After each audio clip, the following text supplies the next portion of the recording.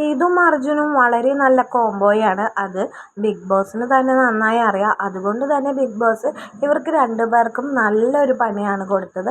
ശ്രീതും അർജുനും കൂടിയിട്ട് റൂമിലിരുന്നിട്ട് ഡ്രസ്സ് ഒരുക്കുകയായിരുന്നു. അപ്പോൾ സാരി മടക്കി വെക്കാൻ നോക്കുകയാണ് അർജുൻ.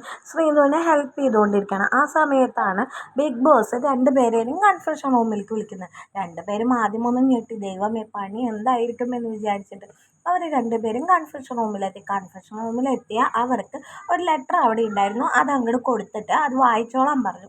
വായിക്കാൻ അറിയാതെ നമ്മുടെ അർജുൻ കുറച്ച് പണിയെടുക്കുന്നുണ്ട്. മലയാളം വായിക്കാൻ എന്താണെന്ന് പോലും അറിയാത്ത ശ്രീതു രണ്ടുപേരും കൂടി അവിടെ കിടന്ന് പിരകുന്നുണ്ട്. അത് കഴിഞ്ഞതിന് ശേഷം അവരോട് ബിഗ് ബോസ് പറഞ്ഞിട്ടുള്ളത് ആ മലയാളം കവിതയുടെ ബാക്കി ഭാഗം എഴുതാനും 4 വരി എഴുതാനും അത് എഴുതി കഴിഞ്ഞതിന് ശേഷം നന്നായി ട്യൂണിടാനും എക്സ്പ്രസ് ചെയ്യാനുമാണ് പറഞ്ഞിട്ടുള്ളത്.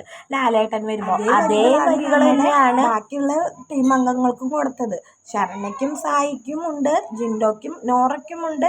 ബിഗ് ബോസ് നോക്കിയിട്ടൊക്കെ ആട്ടോ ഗ്രൂപ്പ് തിരിച്ചിട്ടുള്ളത്. എല്ലാവർക്കും പണി കൊടുത്തിട്ടുണ്ട്. എന്തായാലും കാണാൻ വെയിറ്റിംഗ്